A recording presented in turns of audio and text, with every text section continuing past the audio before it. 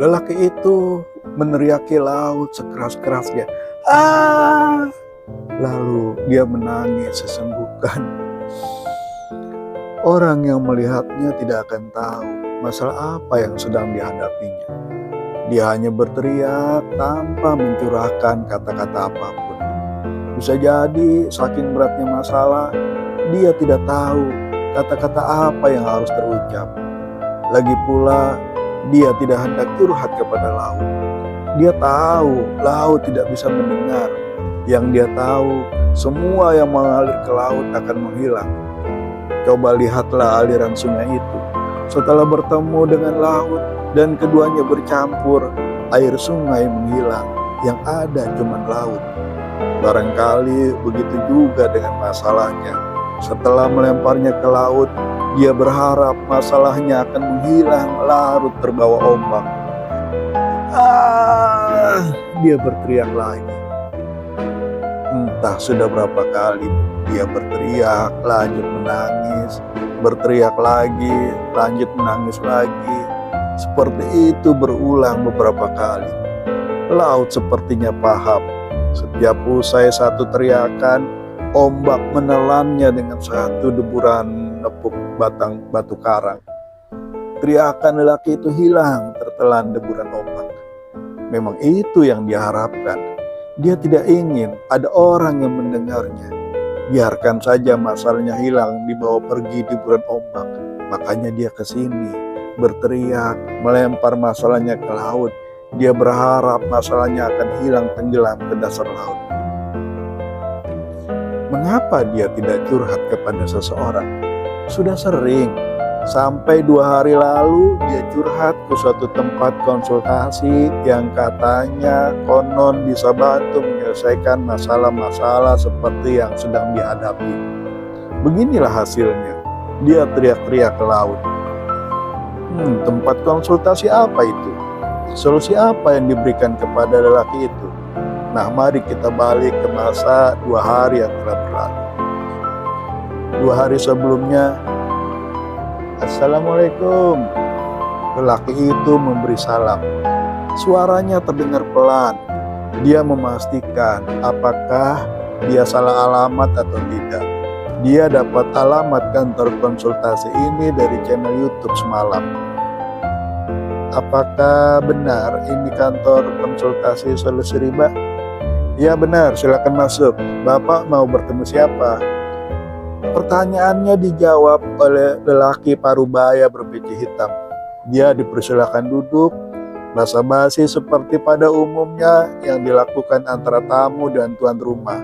Tanya nama, ada keperluan apa, tahu alamat kantor ini dari mana, mau minum apa, kopi atau teh, ya basa-basi seperti itulah.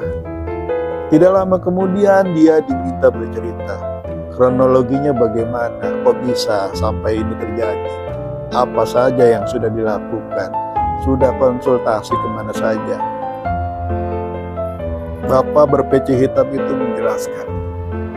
Setiap pasien yang datang ke sini, kami minta menceritakan kronologi masalahnya.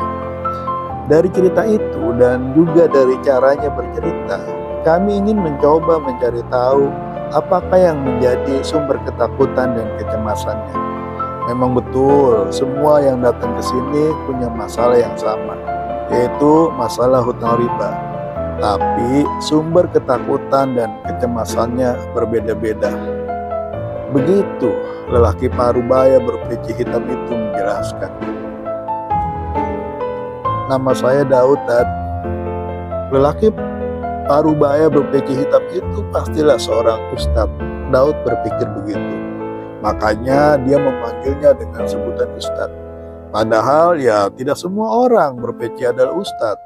Bisa saja pecinya itu untuk menutupi rambutnya yang sudah mulai botak, atau untuk menutupi uban, atau ya biar pantas saja. Masa pakai topi koboi di kantor yang memberikan pelayanan hapus riba, ya gak pas lah.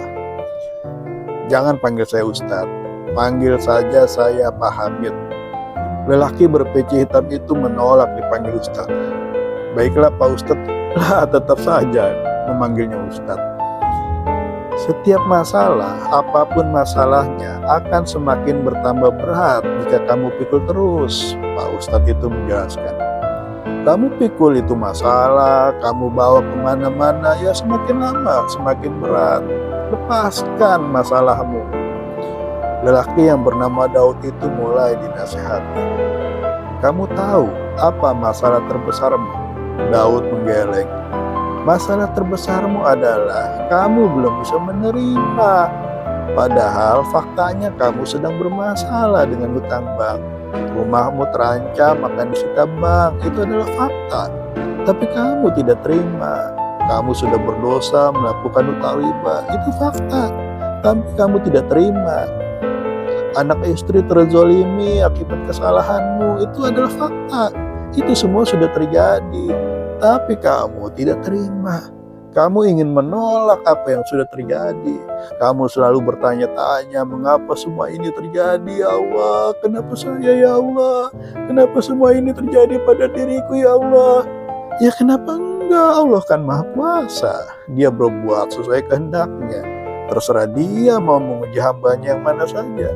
Tapi kamu tidak terima. Itu yang membuat dadamu semakin sesak, pikiranmu jadi semakin ruwet.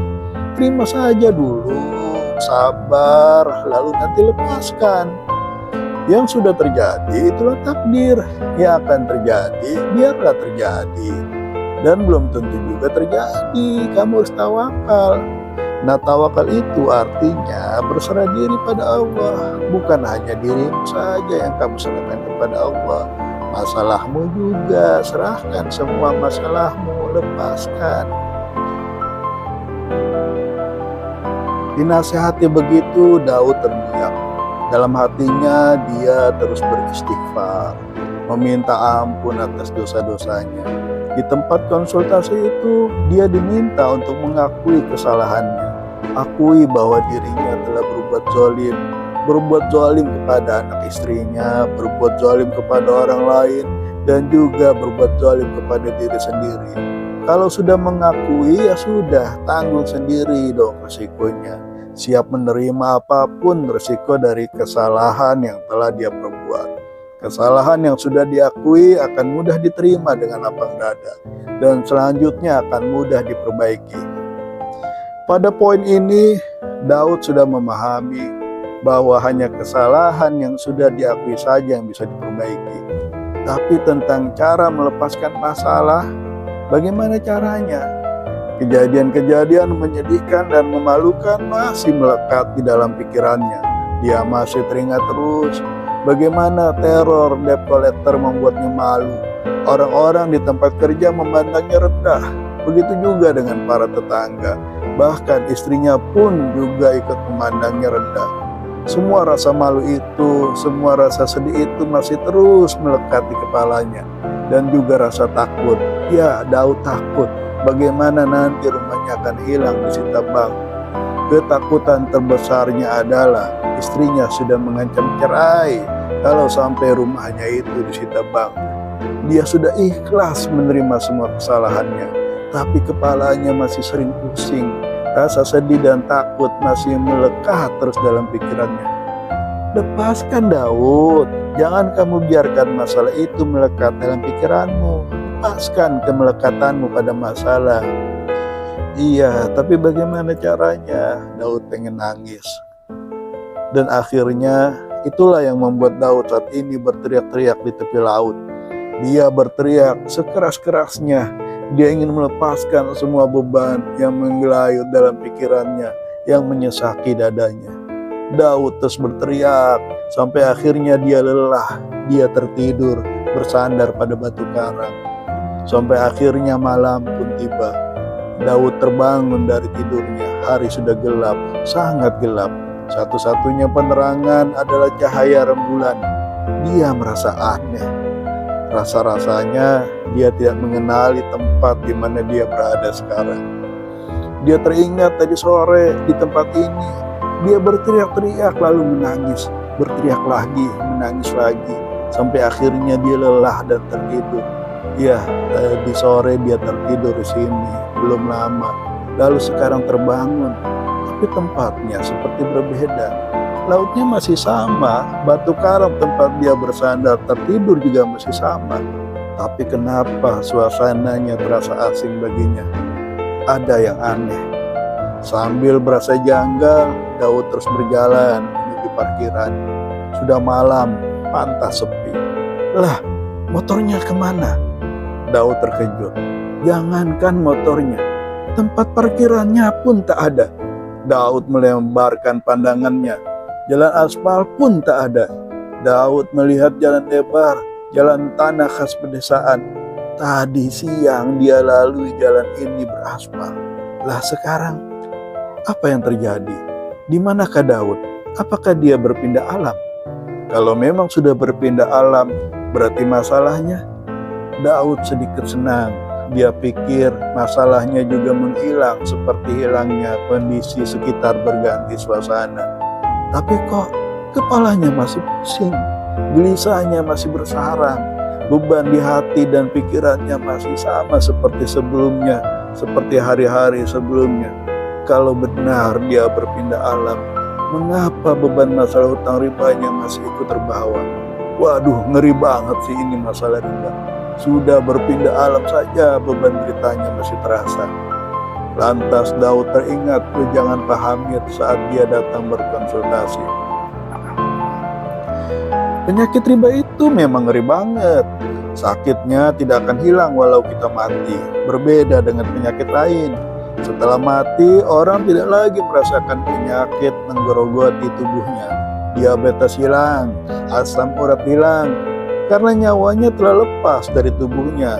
Penyakit riba tidak begitu.